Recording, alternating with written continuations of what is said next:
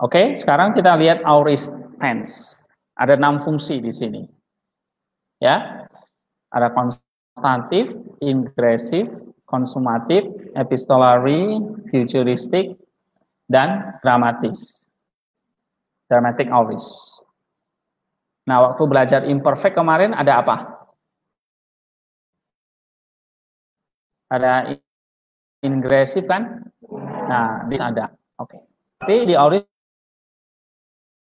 itu fungsi paling utamanya adalah konstan atau simple aorist.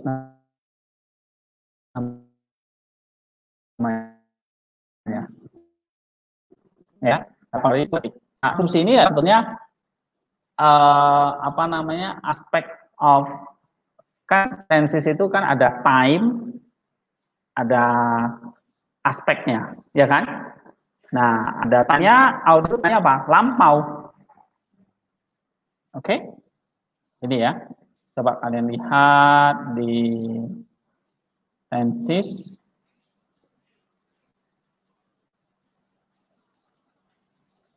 Nih ya. Nah, ini aorist muncul banyak ya. Nih, paling banyak aorist ini. Hampir 6.000. Ya. Itu yang aorist indikatif loh. Belum aorist participal, infinitif, subjunctif, imperatif, optatif. Ini banyak sekali. Nih ya. Bagian aorist itu yang paling banyak indikatif aorist. Hampir 6.000 kata. Nah, makanya tense ini penting. Tense aorist ini ya. Nah, tenses ini kan ada elemen of time. Time itu tadi kan saya udah kasih tahu kan, ada lampau, ada sekarang, akan datang. Itu time. Kalau aspeknya tadi, kalau aspek itu saya jelaskan ada yang sedang berlangsung, itu aspek. Ya. Ada yang sudah berlangsung tapi dari lampau sampai sekarang.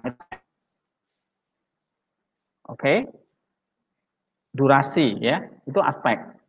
Ada yang sedang berlangsung, itu aspek. Baru mau mulai, itu aspek. Oke. Nah, ada yang berulang-ulang terjadinya, itu aspek. Ngerti?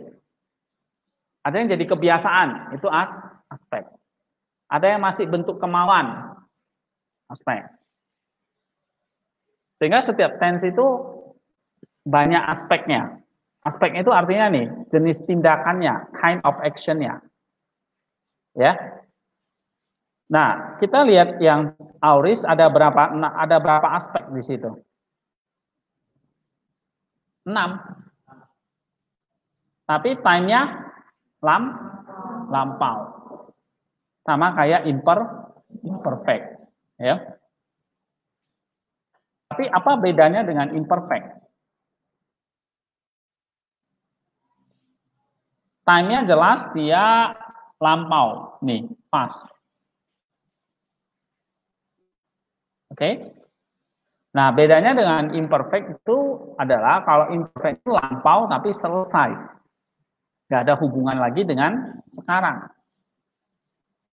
Aorist itu biasanya adalah momen pada waktu itu terjadi dan selesai. Oke, nah kita baca di sini ya. Aorist lampau selesai yang kita nggak tahu kapan itu mulai terjadi. Itu aorist. Sekali lagi, aorist sama-sama lampau dengan imperfect. Tapi kalau imperfect mulai terjadinya dan nggak ada hubungannya dengan sekarang, itu imperfect. Sedangkan aorist tindakannya lampau, time-nya lampau. Tapi kapan mulainya terjadi itu kita nggak tahu. Terjadi gitu aja.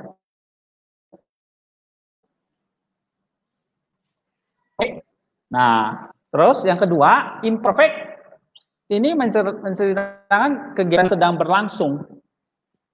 Sedangkan aorist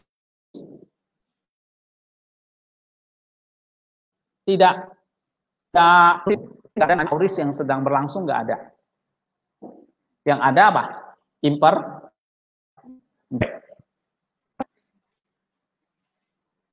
Oke, sekali lagi.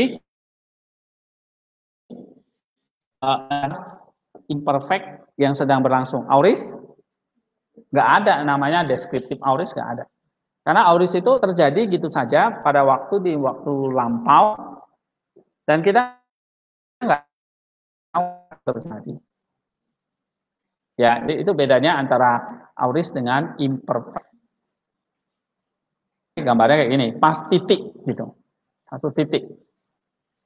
Ya. Nah, sekarang kita lihat berbagai aspek dari auris atau kind of auris. Yang pertama adalah auris yang konstatif. Artinya auris yang terjadi selesai di waktu lampau dan kita nggak tahu kapan tindakan itu selesai. Mulai dan selesainya kita, sekali lagi, konstantif auris ini adalah auris yang banyak. Artinya nih, tindakan itu terjadi tapi kita nggak tahu kapan mulainya dan kapan selesainya.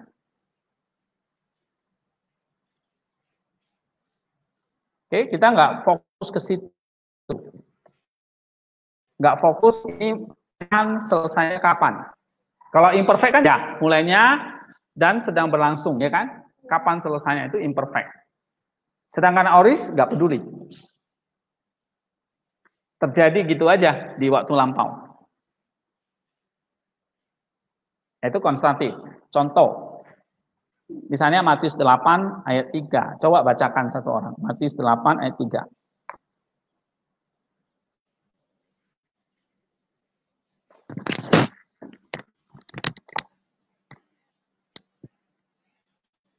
Matius 8 ayat 3 bacakan. Lalu Yesus mengulurkan tangannya menjamah orang itu dan berkata, "Aku mau jadilah engkau kami." Iya. Dia menjamah, dia mengeluarkan tangannya dan menjamah. Itu terjadi auris, waktu lampau. Tapi kita nggak tahu dia mulai kapan menjamah dan selesainya kapan gitu. Gitu ya. Nah, kita baca tenas, ten, kera, evato, auto. Coba baca. 1, 2, 3. Ektenas.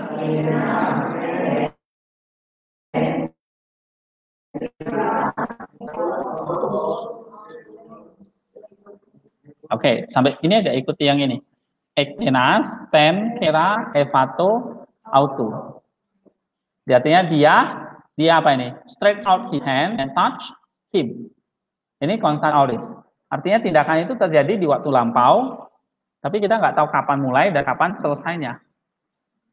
Ya, sudah selesai belum? Waktu menjamah dia selesai, udah jamah gitu loh. Ya, tapi kita nggak tahu kapan dan selesainya. Oke? Roma 5:14. Coba baca Indonesia dulu. Yang keras.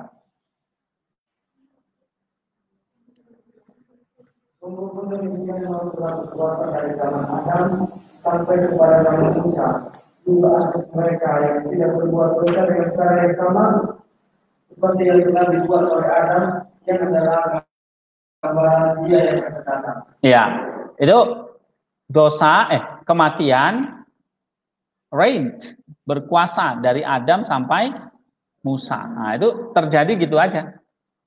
Coba Yunania, ebasileusen, Hotanatos, Apo Adam, Mekri, Moseos. Coba baca lagi. Ebasileusen,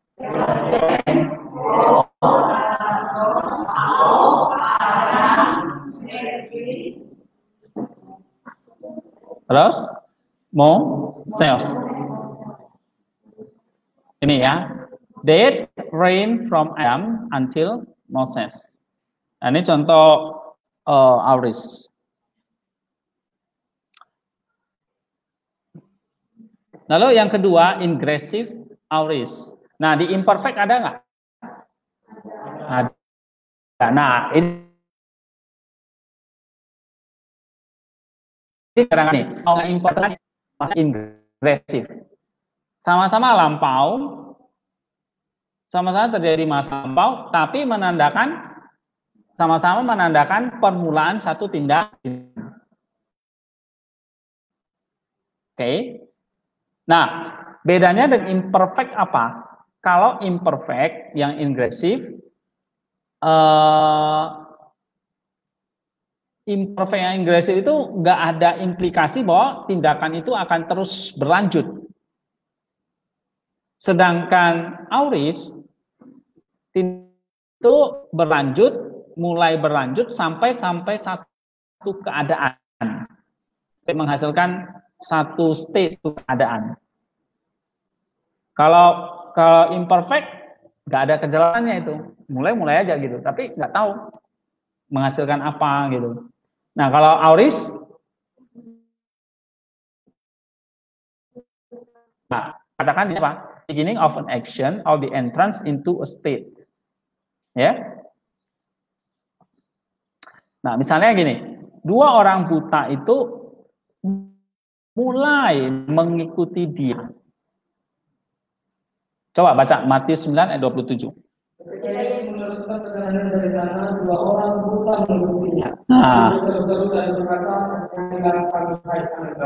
Nah, mengikutinya itu lebih tepat mulai mengikutinya. Nah, waktu dia mulai mengikutinya kan ada kejelasan ya. Orang buta bukan. Makanya dia pakai auris. Jadi ada hasilnya gitu. You see? Kita lihat Matius 22:7. Maka muncul raja itu lalu menyuruh pasukannya ke sana untuk membinasakan pembunuh-pembunuh itu dan membakar kota mereka. Iya.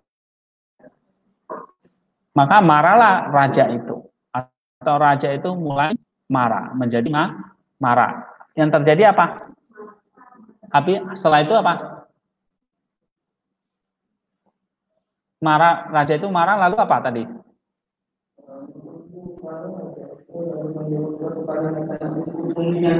Nah, ada akibatnya kan? Gitu. Itu pakai auris. Kalau imperfect enggak. Kita enggak diberitahu apa-apa gitu. Mulai aja gitu, terjadi aja. Oke? Coba baca Yunanian sekarang. Ekolutesan.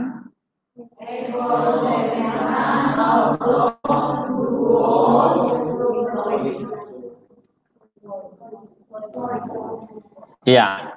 Yang kedua,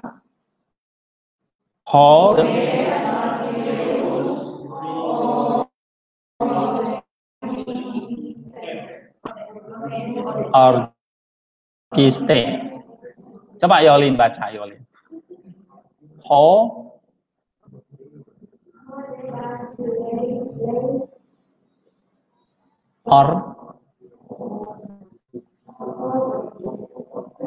Buka aja lah maskernya, nggak ada corona kok di sini. 1, 2, 3. Kalau saya suruh baca, buka lah. Kalau nggak buka bacanya, aduh, gitu aja mesti omelin. Lagi, sekali lagi. Ode.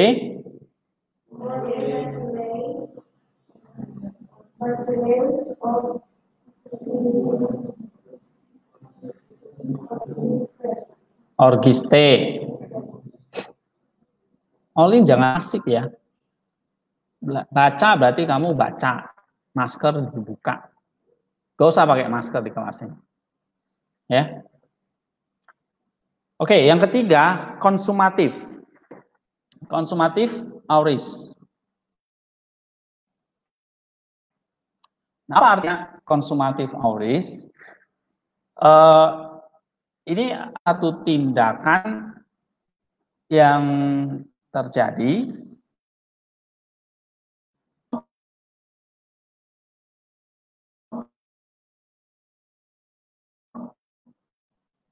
tapi dia apa namanya? Hasil dari satu tindakan yang terjadi selesai. Artinya gini, Tindakan itu selesai terjadi waktu lampau dan mendapatkan hasil. Nah, gitulah. Ya. Apa? Kulminatif auris itu? Iya. Ada penekanannya kepada hasil. Atau konklusinya ada.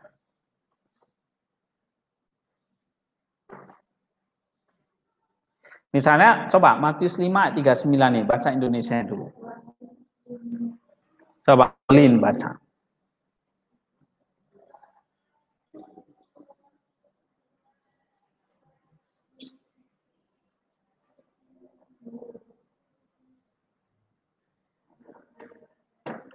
Cepat.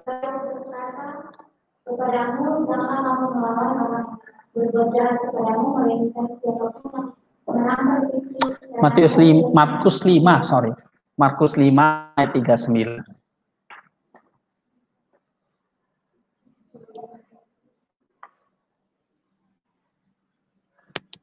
Markus 5 ayat 39.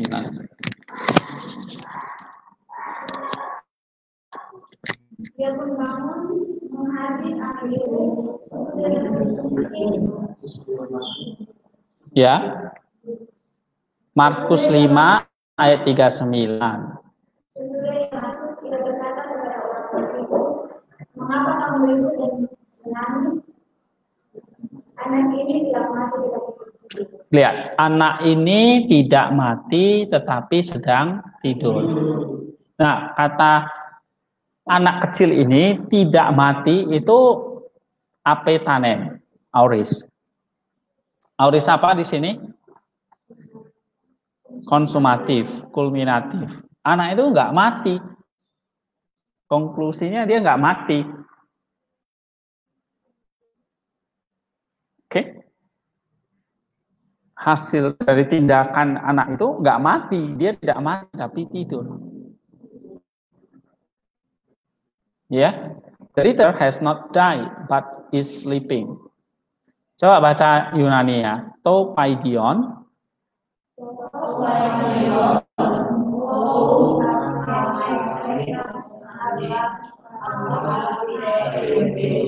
Ya. To paidion uk apetanen ala kateude. Nah, coba passing apetanennya.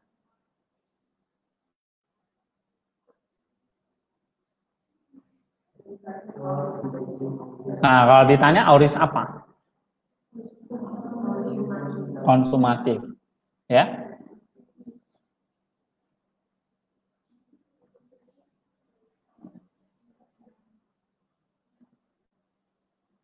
Coba Wahyu 5 ayat 5 baca.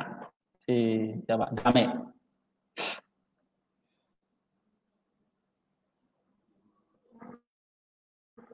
Lalu berkatalah orang tua-tua itu kepadaku, jangan engkau menangis.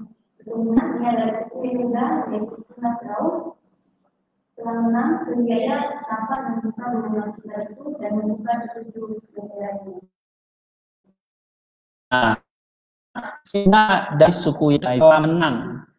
Kata telah menang itu atau has overcome itu education, auris. Tapi auris yang konsumatif, artinya satu konklusi, satu kesimpulan. Jadi tindakannya itu memang satu kesimpulan sudah. Kan Yesus menang itu berarti kan nggak tiba-tiba saja menang, itu satu kesimpulan dari dia mati dan bangkit. Makanya dia disebut menang.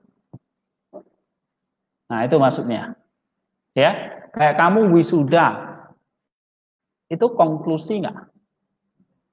Itu konsumatif nggak? Itu kulminatif nggak? Iya. Waktu kamu bisa di wisuda, kamu perlu proses belajar lah, ya kan?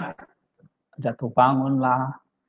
Itu kamu berjuang lah. Ya kan? Belajar keras lah gitu. Pelayanan lah. Baru akhirnya konklusinya apa? Sudah lulus. Oke, bisa bayang ya, itu auris yang kulminatif.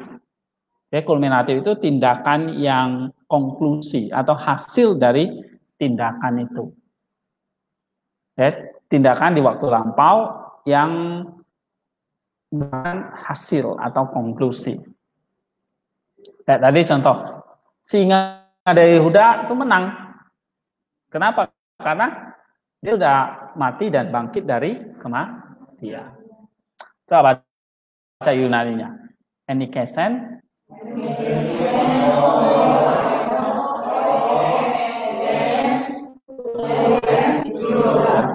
Oke. Yang Markus 5 ini.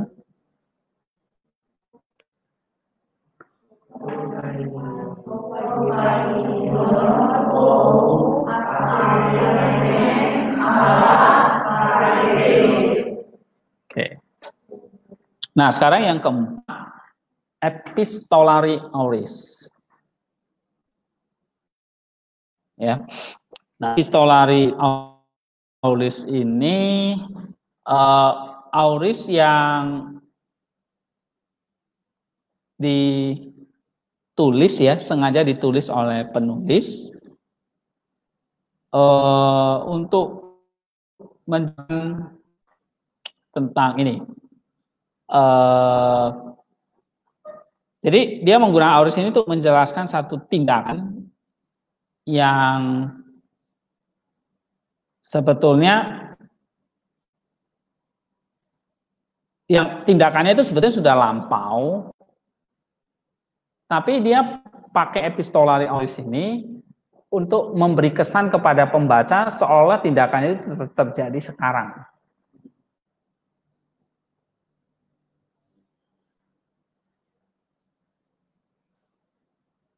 Ya. Nah, maksudnya gini.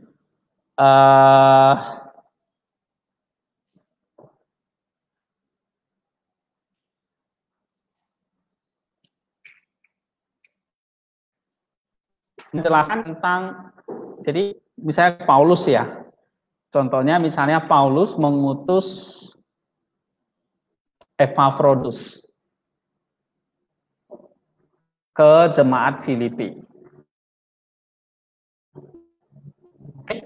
Nah, waktu Paulus mengutus ke jemaat Filipi itu kan Paulus mengutusnya pakai auris. Jadi dia mengambil waktunya pembaca tadi. Jadi satu kayak terjadi sekarang. Padahal udah auris kan lampau kan. Cuma waktu dia mengutus Epafroditus, itu seolah jadi sekarang. Gitu loh. Pada kan gini, Paulus nulis surat kepada Filipi. Waktu Paulus nulis surat, itu kan time-nya sudah waktunya Paulus lampau. Ya kan? Ketika surat itu dibaca oleh jemaat Filipi, Paulus ngutus Epafroditus nih. Nah, itu kesannya adalah sekarang gitu. Bisa paham nggak? Jadi ini untuk sekali lagi ya, Paulus memakai auris ini untuk menjelaskan satu tindakan yang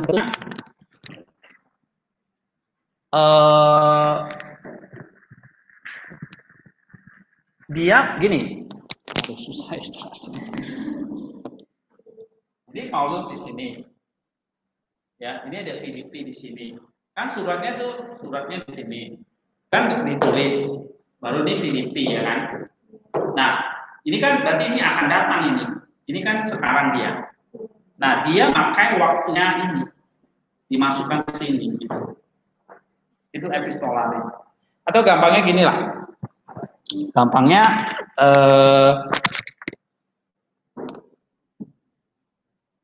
kejadiannya itu apa namanya?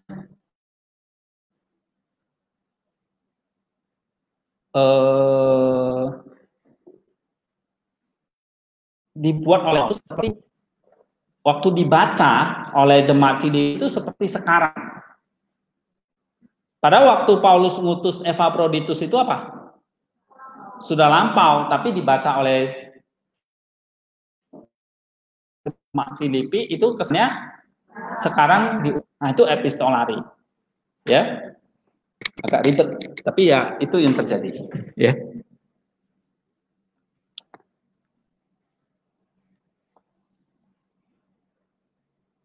Ini nggak usah lagi. Oke, sekarang berikutnya adalah futuristic auris. Nah, futuristic auris itu berarti auris yang dipakai untuk menubuatkan sesuatu yang akan terjadi ke depannya, atau memprediksi sesuatu. Futuristic auris. Bisa coba Roma 8:30 coba bacakan. Roma 8 ayat 30. Dan mereka yang ditentukannya dari semula, mereka itu juga dipanggilnya. Iya. Mereka dipanggilnya, mereka itu juga dibenarkannya. Dan mereka juga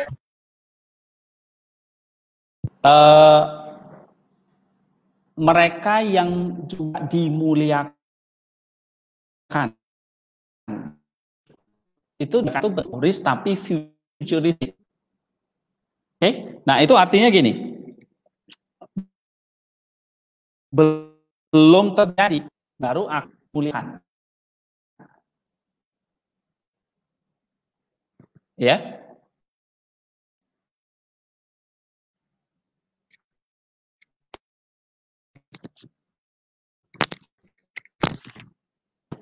Coba baca Yohanes 8.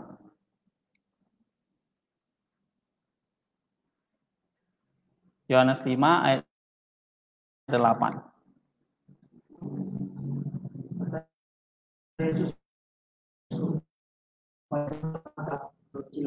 Yohanes 15 ayat 8.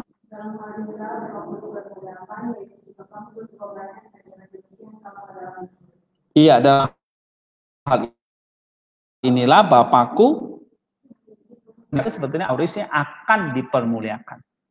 Belum jadi. Ya.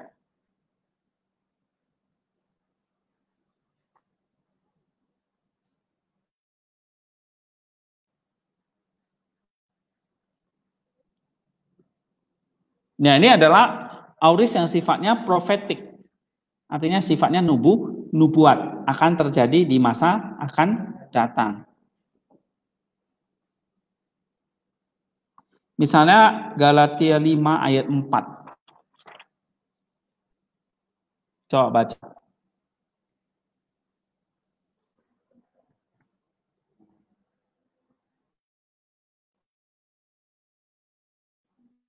Iya. yang memerdekakan. Galatia ayat 4.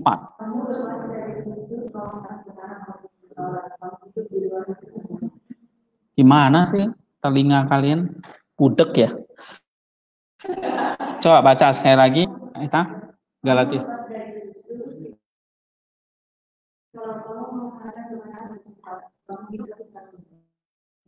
Iya. Pas dari Kristus.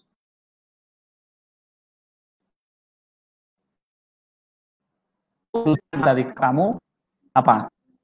Iya, hidup di luar, hidup berdasarkan hukum, tahu?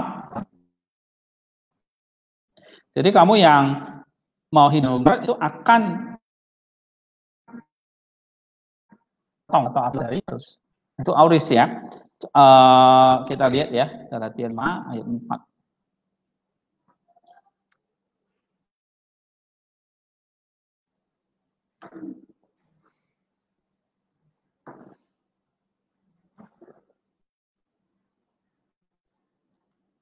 Coba baca ini ya. Kater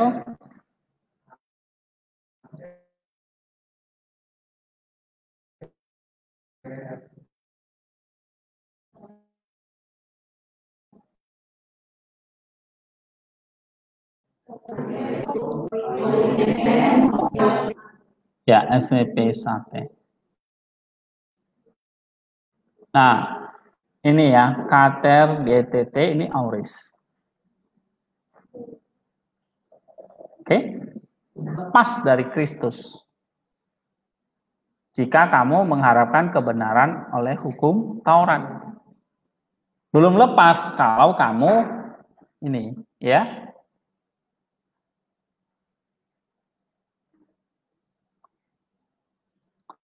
Oke, kita lihat lagi.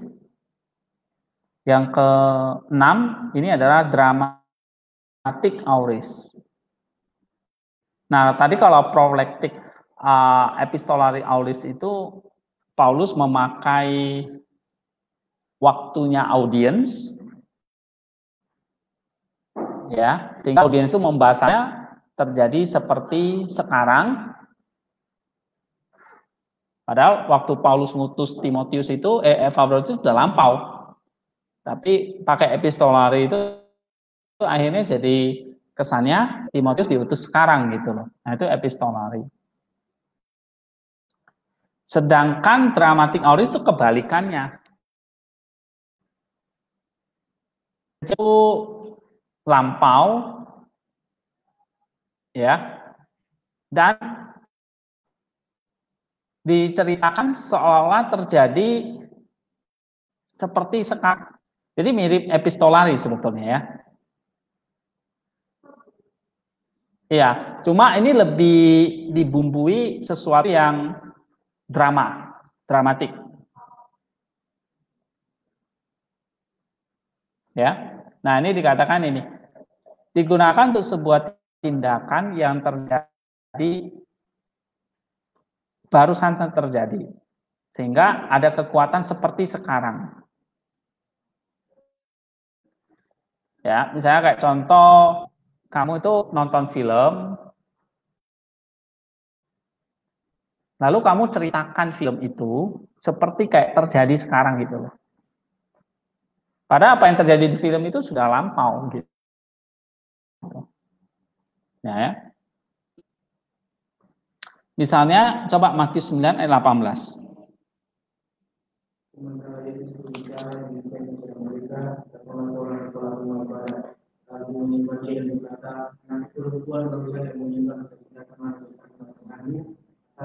Nah, anakku perempuan baru saja meninggal.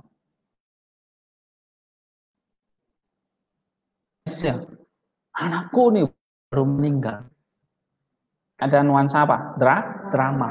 Ada nuansa emosinya. Ada nuansa tensinya. Itu dramatic auris.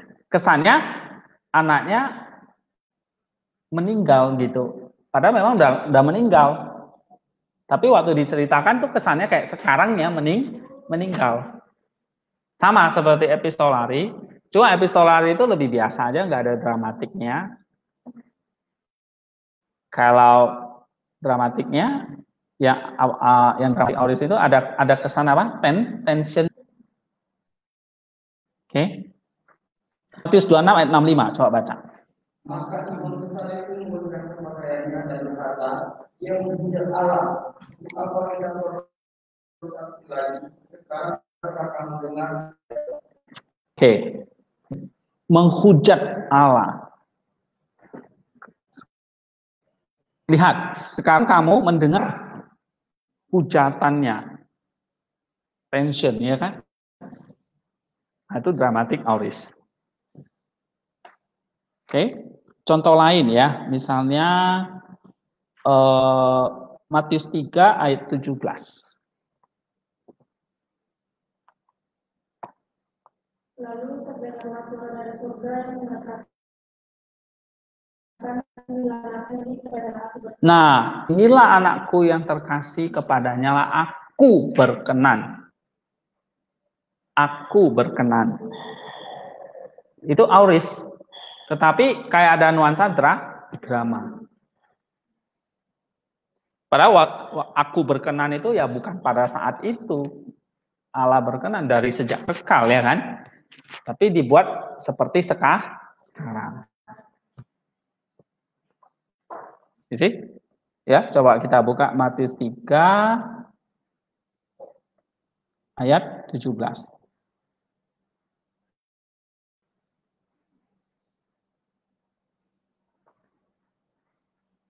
Nah, inilah anakku yang kukasihi, kepadanya lah aku berkenan. Nah, aku berkenan itu ini.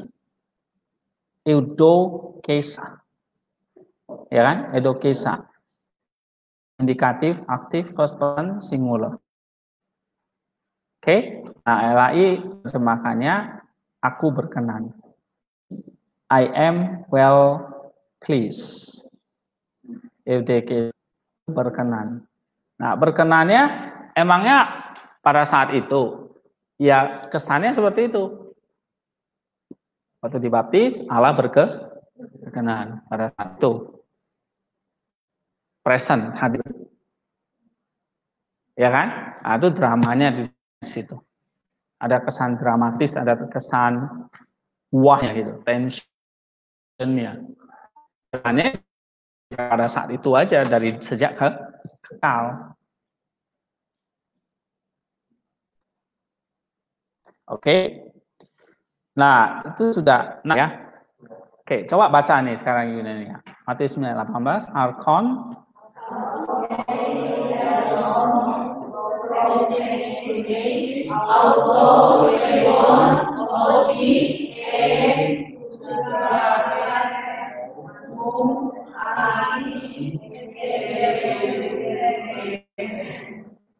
Matius 26:65.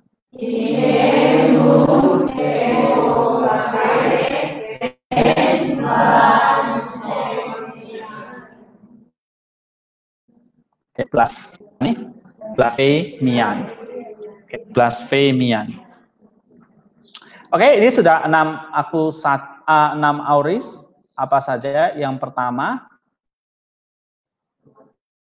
auris raya, artinya apa ini?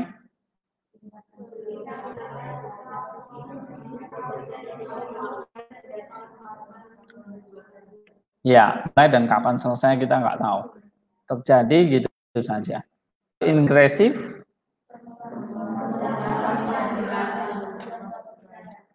Oke.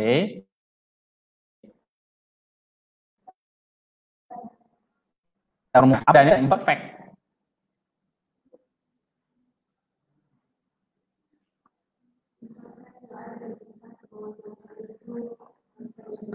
Iya. Kalau auris ada implikasinya ya. Konsumatif sekarang apa itu? Konsumatif auris.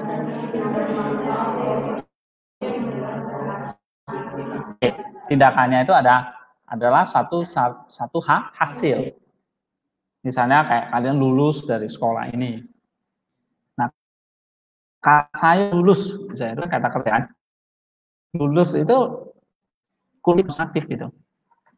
Nggak datang gitu aja kan. Nah, itu. Yang keempat, epistolari auris. Ini si penulis itu mengambil waktunya si pembaca. Jadi dia mengambil waktunya yang akan datang. Seperti kayak Paulus mengutus Epaphroditus. Nah, waktu Filip suratnya Paulus itu, oh iya, kayak kesannya Epaphroditus sudah diutus. Yang kelima, futuristic auris. Ini ya, aurisnya yang 6, dramatic auris. Artinya apa ini?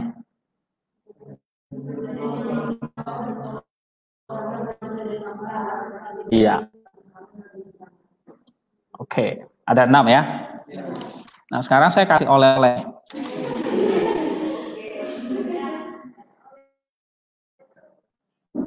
Berapa nih?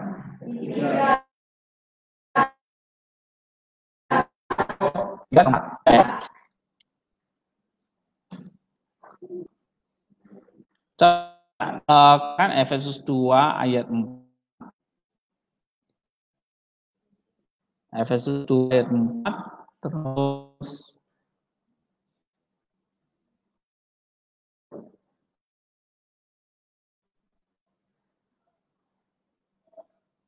Yohanes 4 ayat 52. Kalau salah. Yohanes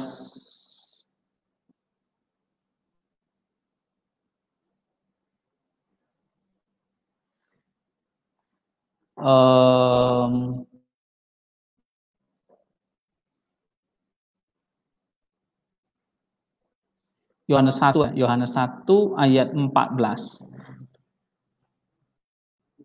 Yohanes 14. Pilih yang itu aja ya. Yang aja ya. Lalu nomor 3.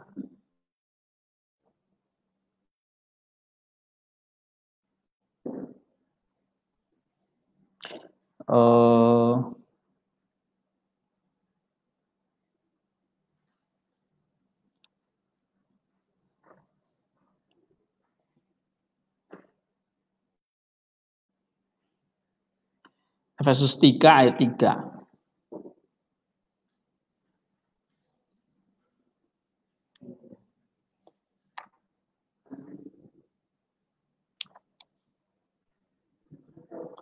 Lalu Galatia 5 24.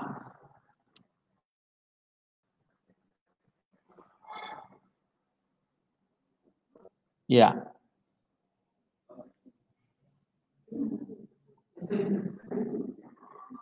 Lalu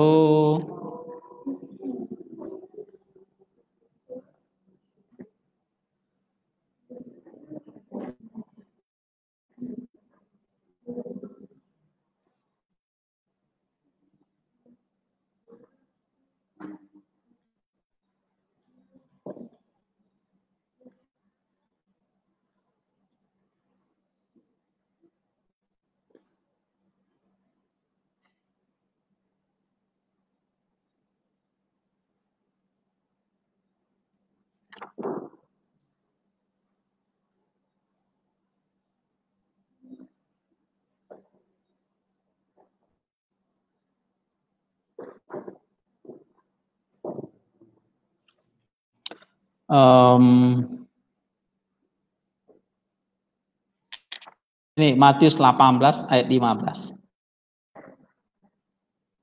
Matius 18 ayat 15.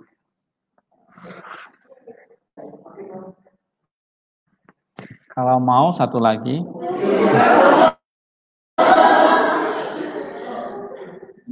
Kan 6. Jadi pas.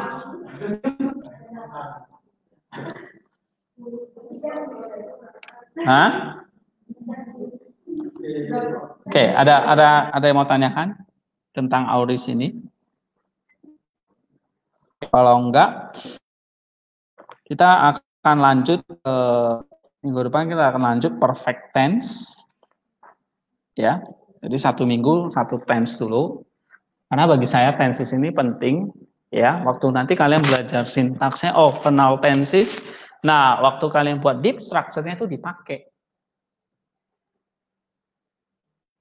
Kayak tadi kan, contohnya apa itu yang imperfect itu.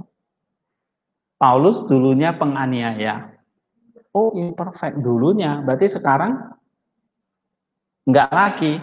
Itu berpengaruh nggak ke deep structure-nya?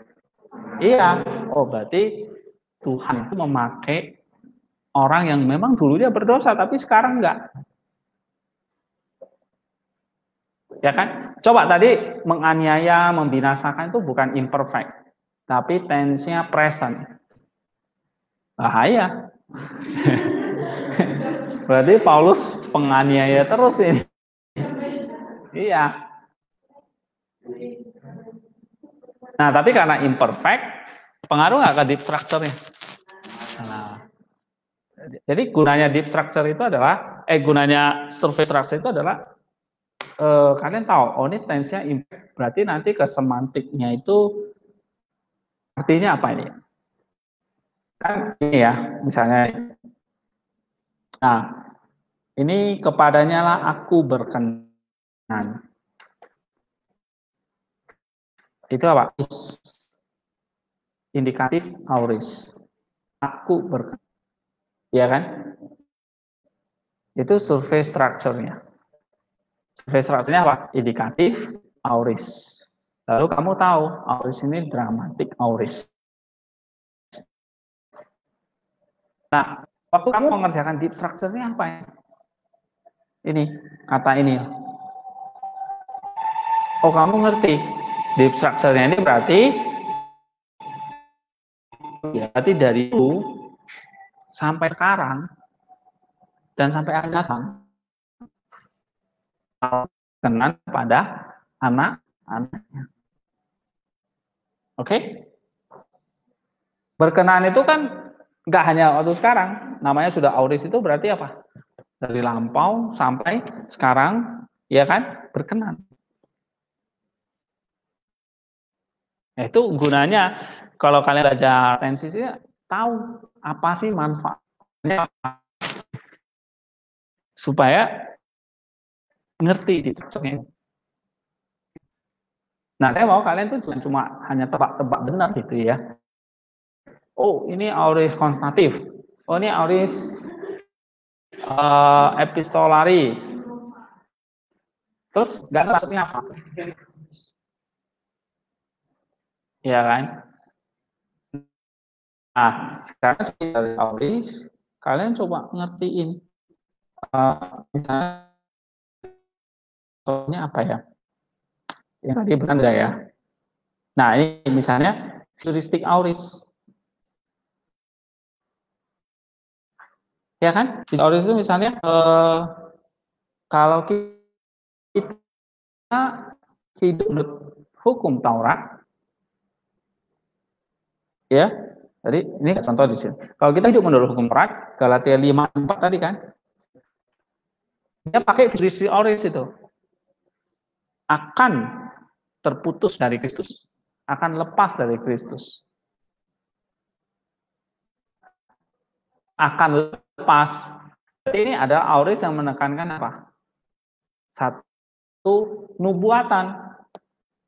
Artinya apa? Akan terjadi. Kalau kita hidup menurut, apalagi kalau kita hidup dibenarkan menurut hukum Taurat. Kita nggak dibenarkan lagi menurut Taurat, tapi oleh iman kepada Dia. Oke. Nah, seperti itu loh. Itu gunanya belajar tensis. Oh, jadi nanti ngerti deep structure-nya nanti ke situ.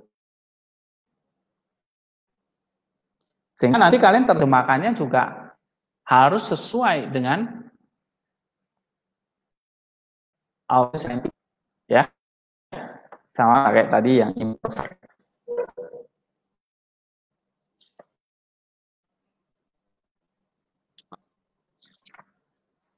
Ya.